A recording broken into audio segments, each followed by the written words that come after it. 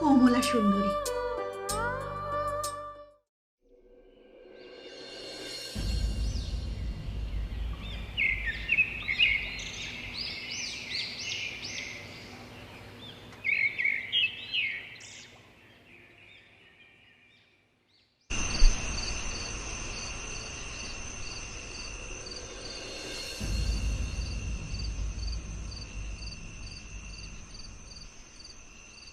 এবার এবার কি হবে?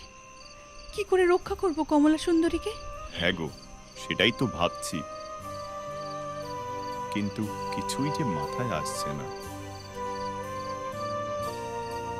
এখন এখন শুধু ভগবানই ভরসা। আগামীকালই তোর 17 বছর পূর্ণ হবে।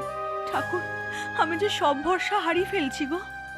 ঠাকুর, ঠাকুর, আমার কমলাকে বাঁচাও ঠাকুর।